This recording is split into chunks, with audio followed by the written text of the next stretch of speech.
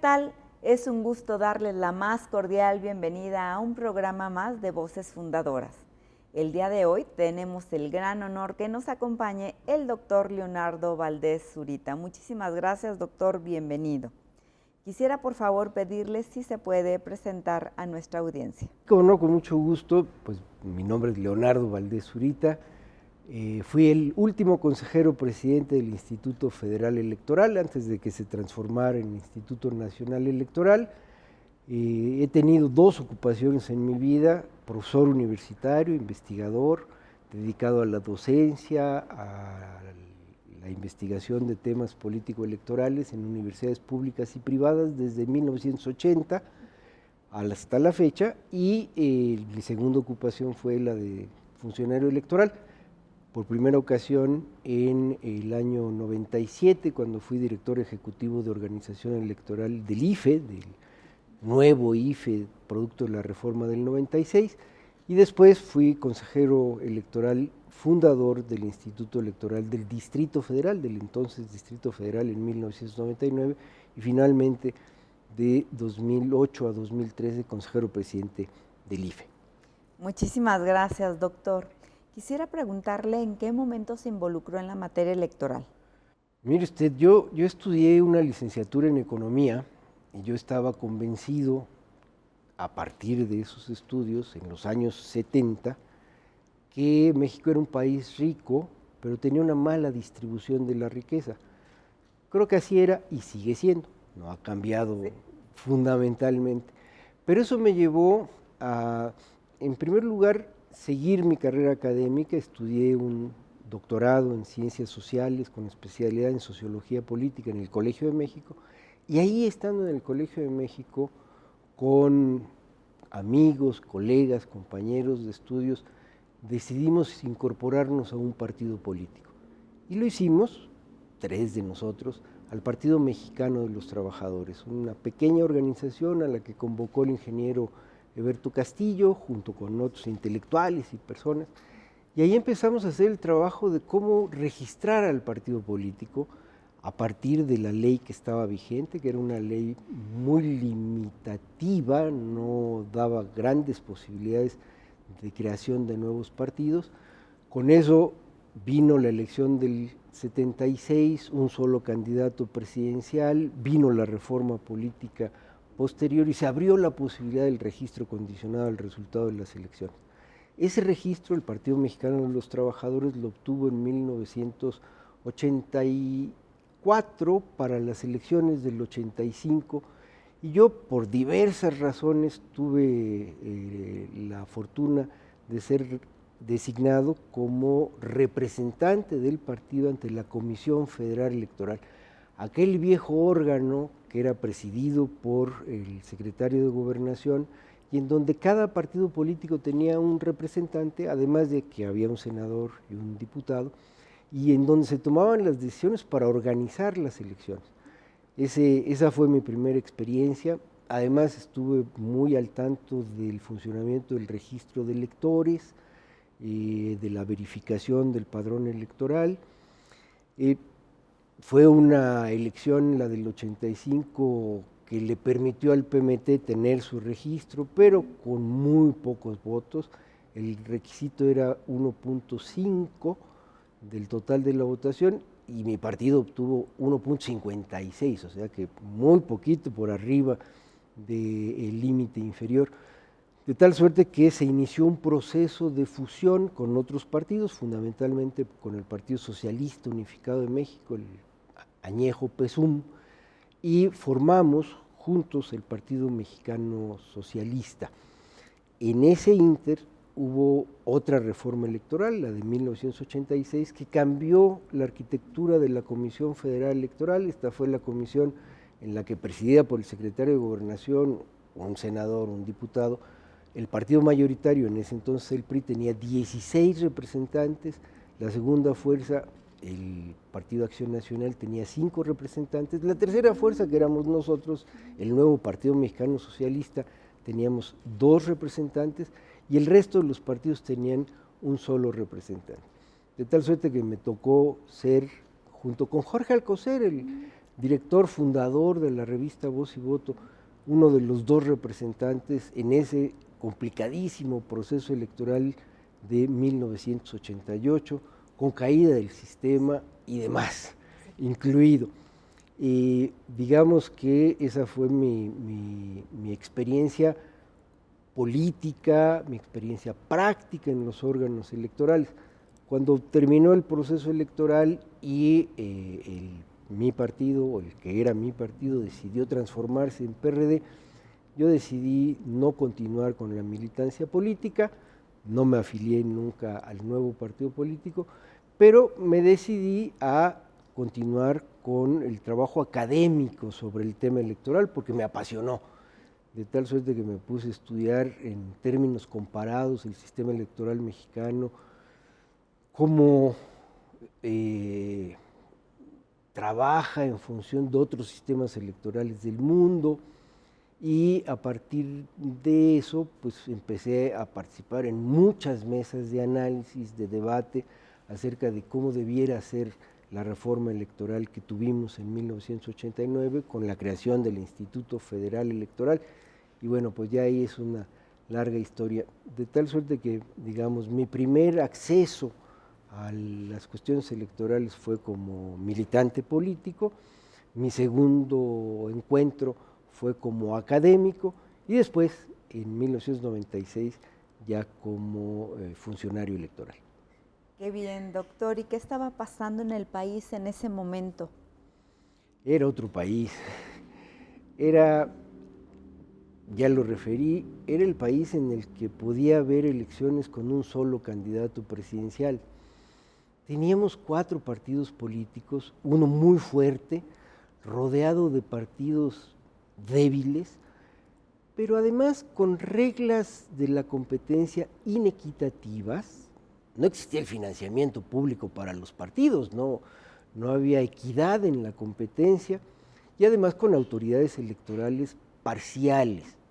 La Secretaría de Gobernación al frente de la Comisión Federal Electoral era la que operaba la organización de las elecciones, constituía los consejos locales, las comisiones distritales, y esto hacía que fuera una autoridad electoral totalmente parcial a favor del partido en el gobierno.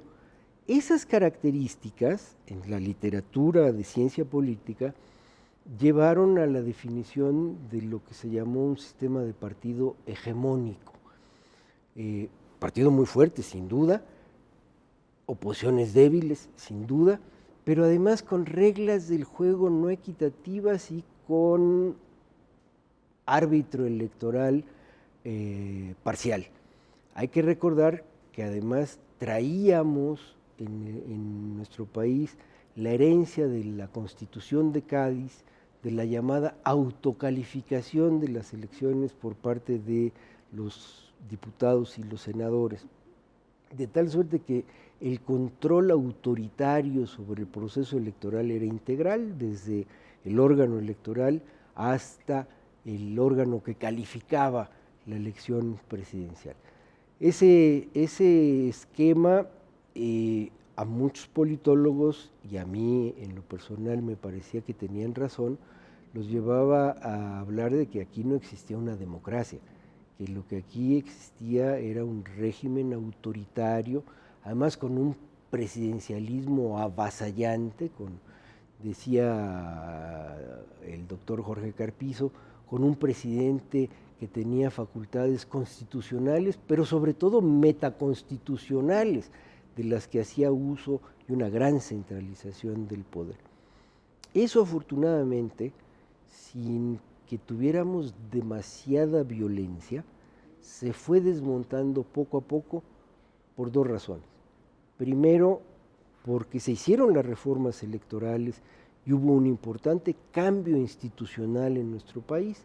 Y segundo, porque un conjunto importante de la población empezó a darse cuenta de que existían otros partidos políticos, que podían votar por otros partidos políticos y que eso les permitía tener opciones de plantear sus inquietudes, sus preferencias, y eso fue poblando de pluralismo político primero a la Cámara de Diputados con la inclusión de los diputados de partido y después de representación proporcional, y después a los congresos de los estados, a los cabildos de las ciudades, primero las más importantes, después de todos los ayuntamientos de nuestro país, y eso fue permitiendo que el pluralismo político se fuera expresando en nuestra vida institucional. Yo digo que esos fueron los dos grandes motores que propiciaron lo que hemos llamado, por economía del lenguaje, transición a la democracia. Muy bien, doctor. ¿Y qué le tocó vivir y cómo considera que fue parte de la construcción de la democracia? Bueno, ya lo decía, primero como un militante político que se oponía al autoritarismo, que se oponía a que se aplicara una ley electoral totalmente sesgada, que desde dentro de la autoridad electoral parcial reclamaba que las cosas se hicieran bien, pero bueno, esa era una participación, digamos, que difícilmente incidía en las decisiones. Después, como académico, tuve la oportunidad de plantear muchas veces propuestas, sobre todo a partir del análisis comparado de cómo en otros países del mundo, en el pasado o incluso en ese momento presente, se estaban encontrando soluciones para que la pluralidad política pudiera expresarse, para que la democracia pudiera establecerse y pudiera iniciar su desarrollo en diversas naciones. En algunas propuestas se me escuchó, en otras propuestas no se me escuchó. Por ejemplo, yo recuerdo en la revista Voz y Voto, unos meses antes de la reforma electoral de 1996, yo publiqué un artículo que incluso el director me dijo, nadie te va a hacer caso, en el que decía, no más secretario de Gobernación en la presidencia del IFE, debe ser un ciudadano el que dirija los destinos del Instituto Federal Electoral. Y la sorpresa fue que esa decisión se tomó en la reforma constitucional y efectivamente a partir de ahí se le dotó de autonomía plena al Instituto Federal Electoral, hoy Instituto Nacional Electoral. Y bueno, en mi tercera fase, pues como funcionario electoral, la verdad es que puse todo mi esfuerzo para que esas leyes que ya nos permiten contiendas equitativas, que ya no permiten que las autoridades electorales sean parciales, sino que al contrario, las obligan a ser imparciales, se aplicaran y para que efectivamente de esa manera pues construyéramos el piso básico de un sistema democrático en este país. Muy bien, qué interesante. Doctor, y quisiera preguntarle cuáles son las áreas de oportunidad de nuestro sistema democrático actual. Bien, creo que son diversas. Ya adelanté algunas ideas sobre la representación política, sobre cómo hacer más eficiente el gasto en la organización de las elecciones. Creo que también hay que repensar el financiamiento a los partidos políticos. A mí me gusta la idea de que la base para el cálculo del monto no sea el padrón electoral, porque no todos los ciudadanos participan en las elecciones, sino que sea el voto efectivo, el voto que efectivamente va a participar. Eso además se convertiría en un incentivo para que los partidos convoquen a más votantes en cada elección, porque eso implica mayor financiamiento público para ellos. Y hay un área en la que se ha avanzado muy poco en nuestro país, y en otros países hay avances notables: la democracia al interior de los partidos políticos.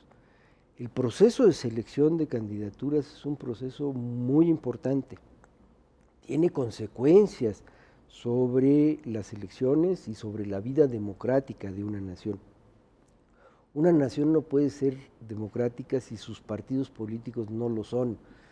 Y no hemos encontrado en nuestro país la fórmula o las fórmulas en la ley de partidos, que ya, por cierto, ya tenemos una ley de partidos finalmente, las fórmulas en esa ley para que los partidos se democraticen, para que tomen en cuenta a sus militantes, para que tomen decisiones democráticas en la selección de sus candidaturas. Yo diría que esas son las áreas de oportunidad que tiene nuestro sistema electoral. Perfecto. Y si en sus manos estuviera una reforma, ¿qué propondría? Bueno, lo primero es el cambio en la integración de la Cámara de Diputados. Creo que, como decía antes, el sistema alemán es un buen sistema porque garantiza proporcionalidad. Creo que hay que cambiar también la elección del Senado de la República. Se entiende que por necesidades de la transición se estableció esto de los 32 senadores de lista plurinominal, pero en realidad ellos no representan a una entidad federativa y el Senado es la representación de la República en igualdad de condiciones para cada entidad federativa. Entonces, creo que habría que quizá mantener 4 senadores por entidad federativa, pero electos por representación proporcional e incluso con participación de partidos locales, que en algunos lugares tienen fuerza y que podrían tener representación en el Senado de la República.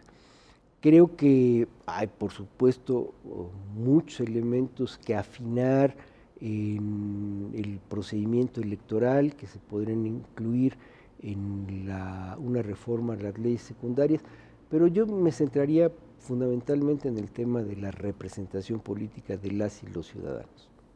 Excelente. Doctor, y finalmente quisiera preguntarle cuál es su percepción de las instituciones electorales en este momento. Yo creo que las instituciones han cumplido con sus responsabilidades. Creo que tanto el Instituto Nacional Electoral como los organismos públicos electorales locales, los tribunales locales, las salas regionales, la Sala Superior del Tribunal Electoral del Poder Judicial de la Federación han hecho bien su trabajo, creo que nos dan certeza en los procesos electorales. Creo que pueden hacer más, creo que en el futuro deben hacer más, pero también hay que reconocer que la actuación de la autoridad electoral depende del marco jurídico. Entonces, mientras no se modifique significativamente el marco jurídico, es difícil exigirles que hagan mucho más de lo que han hecho, porque sí nos han permitido que nuestras elecciones sean más o menos inequitativas. Lamentablemente el último proceso electoral no tiene esa característica, pero si hay certeza en el resultado de las elecciones, si hay certeza en el funcionamiento de las estructuras de todas las autoridades electorales, y creo que ese es un avance, porque como decía al principio, ese es el piso para la construcción de un sistema democrático en una nación tan grande y tan diversa como es la República Mexicana. Doctor, muchísimas gracias por haber estado con nosotros. Y bueno, los invitamos a que no se pierdan las entrevistas de Voces Fundadoras. Muchísimas gracias.